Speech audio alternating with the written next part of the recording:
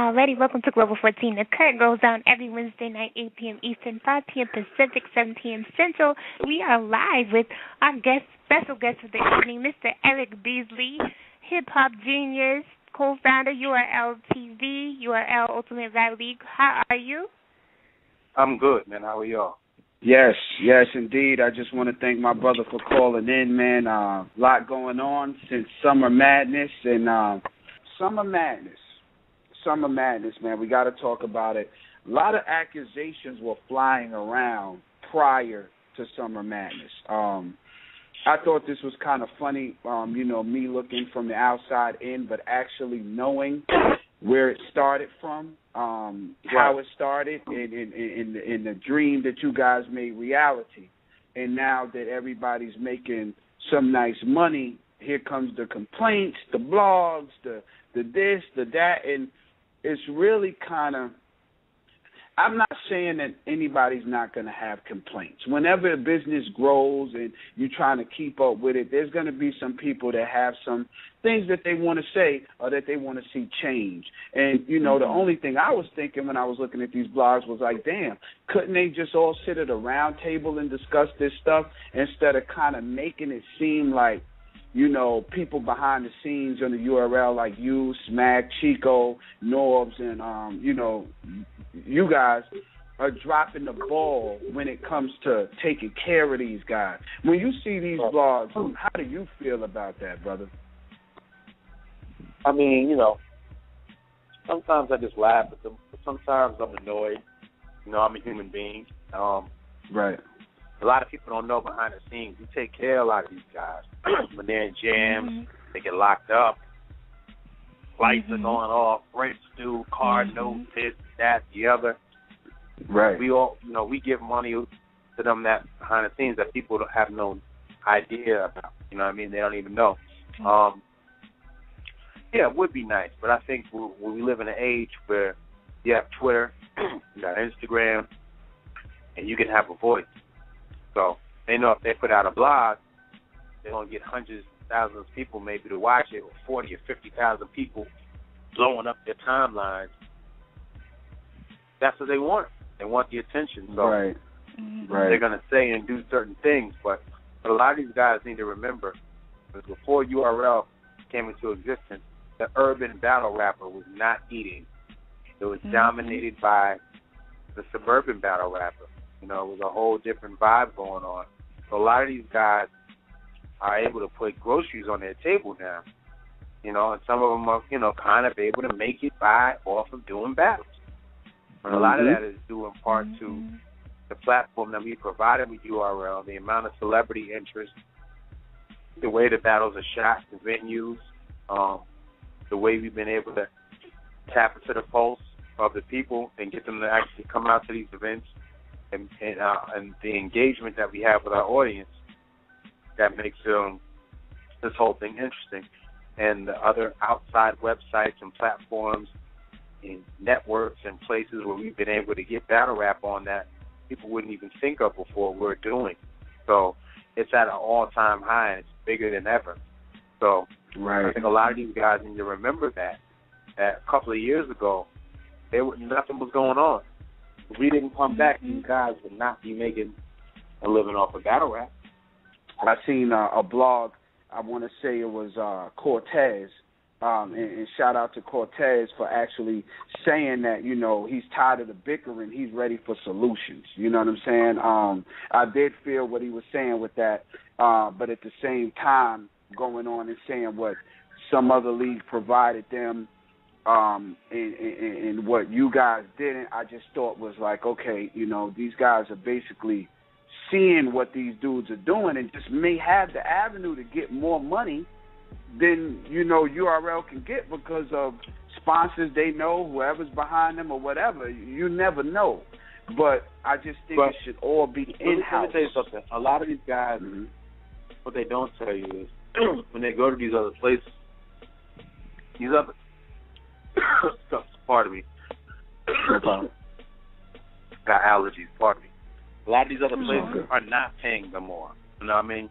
This is all propaganda that these guys are saying. They're not getting paid more. Or what they're saying is they're going, well, I go to the other league and I only have to do a 90-second round or a 2-minute round. Or URL, I have to do 3 minutes and 30 seconds or possibly longer. That's generally by choice because we're the biggest platform that people want to get their stuff off. But they don't understand it. They'll go to these other leagues and they'll take a nobody, right? And guys will pay them close to what they get in these other leagues, and they'll take a nobody, but they'll rhyme for a shorter time period. If I try to do the same thing over here, they won't take our new guys. They'll take a lesser competition outside of another league, and but the other guy usually that they're setting them up to battle, he might be charging them $500 or one for free. Right. So they have more of a budget to pay the guy from the URL, the popular mainstream area, possibly the same, more money, and then say, hey, we only have to rhyme this amount of time. But what these guys are getting sidetracked by is you're flying 6 hours to go battle each way. So is it really worth it if you make, say, the same money and you rhyme 30 seconds less? You still have to fly 6 hours to go battle. You know what I mean? Or you're battling somebody that no one cares about. You're not going to get any views like that on the battle. It won't be the same amount of views that you would get on URL. So how can you even make a comparison? But I understand everybody's trying to hustle, feed its families, and take care of business. But a lot of the battles that are set up between these top-tier guys and other people, we can't do on our league. They won't accept it. They just won't let us do it. Like, they'll be like, he's battling who? Oh, that battle sucks. That battle's stupid. You know what I mean? But if one of our guys goes to another league and battles a nobody or someone with a smaller profile, it's okay. You know? Right. We're going to just go to the elephant in the room, man. Really, it's not even an elephant in the room because everybody's been talking about it. I just recently seen an interview Math did, Serious Jones did. The Math Hoffa Serious Jones battle at Summer Madness. This was just like and I'm a Math Hoffa fan. I'm a Serious Jones fan, and I'm not going to lie, man. I was completely and utterly disappointed at what the fuck happened at that shit. First of all, just for me, you know what I'm saying, I'm going to say, a lot of people know Math from, punching Dose in the face, you know what I'm saying? And, it's always an element in his battles where people are trying to test him because they know he's trying to restrain himself from doing it again.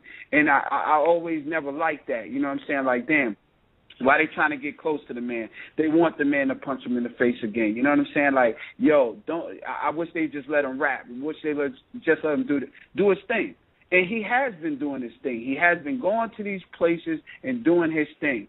But Summer Madness was just a whole turnaround. It was just like the little shit that Serious Jones did got him off his cue. And let me say this about Serious Jones before I let you take this, fam. Serious Jones, I fucks with Serious Jones, but I don't agree with having some naked ass chicks up there shaking their ass while some niggas rapping. You know what I'm saying? Like, come on, fam. Like, I know that they was your props and everything like that, but if a nigga's trying to get his verses across, you can't have 3 chicks with the ass out bouncing their shit up and down. That's kind of like taking your eye off the sport. Who not gonna look at some ass shaking in their face? You know what I'm saying? So I didn't agree with that at all. You know what I'm saying? But let me just say this: I did not agree at all with Math snuffing dude. You know what I'm saying? Punched him right in his face, knocked him to the ground. I can't agree with that. I was totally shocked and caught off guard. Just for the record, since URL's inception, we haven't really had any incidents. Not even patrons that come to the party, that come to the battles to watch them. I mean, most of our battles are shot early in the daytime on purpose because it brings a different type of energy to the venue. Most of the people who come from out of town, they travel, they're not there for that. They're there to watch battles. They understand exactly what it is and what they're getting into and what they're watching. So we usually don't have any incidents. Everyone's under control.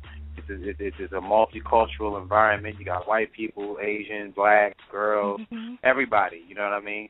What Math Hoffa did was terrible. I think it reset, the clock on battle rap. It took a long time to get people to view it in a certain way, and that's why we work so hard to get bigger venues, to put graphics, lights, television screens, and entrances, and really present it in a way where people look at it like, yo, this shit is official. This is like a sport. This is an event.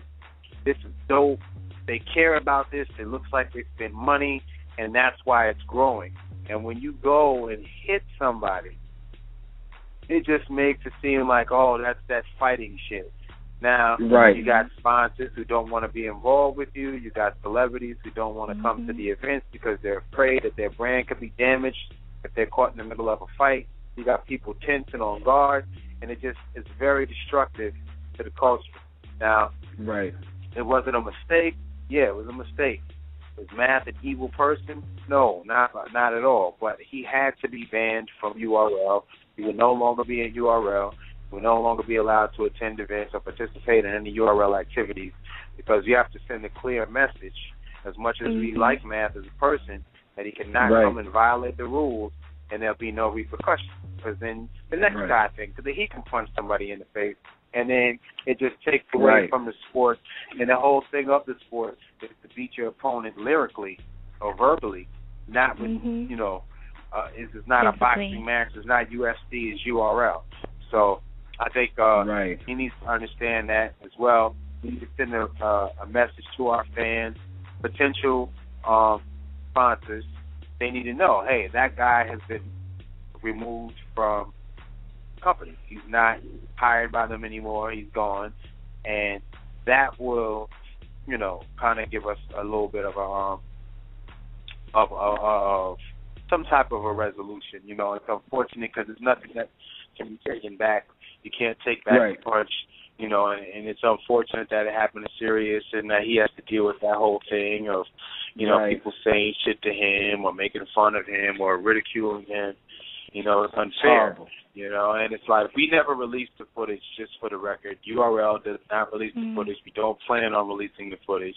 That's not what we're promoting here. We're promoting battle rap. But one of the stage, we believe someone from the staff taped, not from our staff, but from the club, from the venue staff, taped the battle and released the hit online. So everybody got a chance to see it now. And it's an unfortunate situation. It was online today. It was online today. I actually saw it this morning. I was really pissed about that. Like, that's not what we're promoting. We don't think that's cool. We don't want it. It has nothing to do with battle rap, and we're trying to move away from that and move into bigger situations and really cultivate and build this thing like a sport. So again, Math Hoffa banned. He's no longer a part of URL, and we don't hate Math Hoffa. We just hate what he did. And shouts out to Sirius Jones for keeping the G and moving accordingly. And he has the right to feel however he feels, but he's actually been handling it very professionally and doing the right things and doing his interviews and being visible and not running from the situation, because he really has nothing to be ashamed of, because, for the most part, he was sucker punch. Nobody thinks that they're going to get hit in the middle of a battle. No one is expecting to get hit no matter what, and especially if somebody doesn't invite you to fight. If you just say something and they swing on you. And I know Matt said that Sirius Jones made a loud noise, which is woo, I guess, to one of his bars. But Matt is in Sirius Jones' face kind of crazy too. You know what I mean? While he was kicking around, he was right on him. He was right on him. Less than an inch to his face. So Sirius Jones wasn't that close to Matt's face when he made the sound effect. But I think it was just a combination of them not liking each other and a lot of aggression and built up feelings, and it just exploded and went over to the next level, and it was a grudge match that turned into a fist fight. And I just hope that it doesn't tarnish the image of battle rap. Unfortunately, that act cost us that venue, so we can't use the venue any longer. We have to find a new home, which is very difficult in New York to find a club that's a performance venue that holds that amount of people, that's reasonable, that has that type of look with television screens and laser lights. That's difficult to get a hold of, and there's just been a trickle-down effect, and I just hope it doesn't put a negative stigma on what we're doing, but I'm ready to move on from it. Somebody else this week that has been basically banned, or not even say banned, but it's a battle MC named Daylyt out of California, and he was supposed to battle that night. And I don't know if anybody knows. You're not familiar with Daylyt. He's a pretty strange guy, entertaining character. I mean, he wears Batman suits. He's dressed up in the Ku Klux Klan uniform. He's slept on the stage with a pillow. He's gotten naked in a room full of men. This guy is out of control in terms of his antics. Right. And, we wanted to see what creative way he could engage our audience by coming over to the URL. So some people in the staff wanted to see what would happen. So we set him up with a battle with Swave Sever. And unfortunately, we didn't get to his battle that night. So Vlad TV was doing some coverage, and it basically showed him outside ranting and raving with his shirt open and talking about he needs to get his money and he's going to shoot up the spot and he's going to, and then he's telling rumors that he ran down on Smack and took money from him and pulled guns on me and Chico. And he's just saying he's been, I spoke to him that night after the event. So all the initial stuff that you saw on Vlad was the first night, okay? And then he said he was cool. I told him he'd reschedule it, just chill out, and he'd take care of it. Cool. Next day he proceeds to go on. I don't want anything to do with URL, blah, blah, blah, blah, FM. They didn't get me a hotel room. They do bad business. Just kept defaming our brand for the last 2 weeks since the event. And it's, you can live past rumors or jokes or, I did this or that. But when you deliberately go out and try to tarnish us and talk down on us and lie, then it turns into something different where you're destructive and you're more of a liability than you are an asset. And, when the Sirius Jones clip dropped yesterday, he's on Twitter, Jones, word to the Crips, because he claims that he's a Crip or whatever. He's like, word to the Crips, they URL try to set you up. DM me so I can talk to you and let me he's oh my God. Jones, he's calling Sirius Jones up and telling him, Beasley was upstairs and that was him taping the battle and, aiming the camera and he was the one that released it. And I'm saying, my man, I got 6 HD cameras with high-powered lenses on the stage and around it with a crane.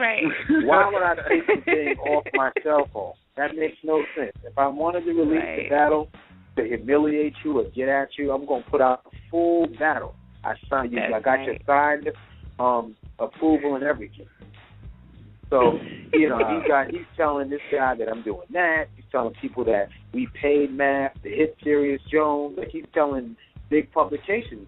You know what I'm saying? Like that you got paid Matt to sabotage your own event. He's calling it a conspiracy. And I'm just like, really? There's an article that says URL conspired to ruin the Daylyt battle. Like all types of shit like that. Like it's not crazy. Even funny though. So when you do that continuously, and then you're hitting me behind the scenes saying you still want to be a part of what's going on. It's crazy. You're bipolar or you're just delusional. And I can't take a chance of having him come on the stage or him deciding to do something crazy because he's known for doing crazy stuff to make a name for himself, because it's evident that he's not interested in battling. He's more so interested in making a name for himself and using any little bit of steam or any hardships or things that are going on to try to build his name bigger, And I just felt like it was a constant attack to the point where he's just like, you know what, man, since you don't like being here so much and you hate us and we do bad business and we didn't get you a room or pay you and you got paid $7,000 and you robbed us for our money and all, you know what, we don't want that energy here. You know, we don't want to hear about you supposed to be clapping up the thing. You know, 1 minute you're Batman, the next minute you're Naked Man, the next minute you're Ku Klux Klan. But when you come to the URL, you put on your gangster costume, and now you're a gangster. Okay. You know what I'm saying? So it's just like, right. Which costume is going to be next? And I can't. That's right. I'm just hoping that the next time, if I would have had him back, there's no telling what costume and mindset he would have showed up with. So rather than have a big issue or a problem, I'd rather just not deal with them at all. No doubt. A million MCs in the URL. The fans will get over it. That's and right. Hey, if they want to take the battle someplace else, I won't hold them up. I won't jam them up. They can take the battle someplace else. I don't. You know what I mean? I don't want to. I don't. I'm not interested in it. I don't. He has character flaws, and he needs to grow up. You know what I'm saying? I don't hate Daylyt either. I actually like. I think he's funny, but he's destructive. He doesn't know when to cut it off. I think he's a great marketing person. His marketing is excellent. He's not afraid to put himself on the line for publicity, and he does some great things. I'm not saying that he's not smart. I think he's a very intelligent guy, and he's very calculated. But I think at a certain point, he gets so caught up in his character that he's portraying. He doesn't realize the damage that he does to himself and to others that are trying to provide a platform and help. Right. And I know you have to go here, and I just want to say that just listening to your answers and you explaining in Golden before you came on the line gave a great backstory, so everyone who's not familiar can be familiar and understand where you're coming from and what has taken place. I just want to commend you. We do, of course, on trying to channel the energy in the right direction that it should be going, because like you said, and we said this when it happened before you came on the line, we were on the show talking about this, and we said this is going to set it back, you know, because of this is just what people needed to say. Oh, I knew it. So it's awesome that you're able to come forward and say, you know what, it is in the blogs, it's here, let me speak about it, and then put the positive, you know, light on that and say we have this person's no longer with us. We're making changes here and there, and unfortunately, yes, we're going to have to go to a new venue, but we're moving forward. And I think that's awesome. And doing these interviews and getting the word out for yourself so people can hear it from you because they want to. Obviously, you're getting calls back to back for interviews and whatnot. So it's awesome for you to be able to have that voice and people be receptive to it and understand where you're coming from, because we do. And I think a lot of people do. It's just a matter of, you know, you guys doing what you're doing, which is the damage control part, but it comes with the territory. You know, all we do is rock on, rock on.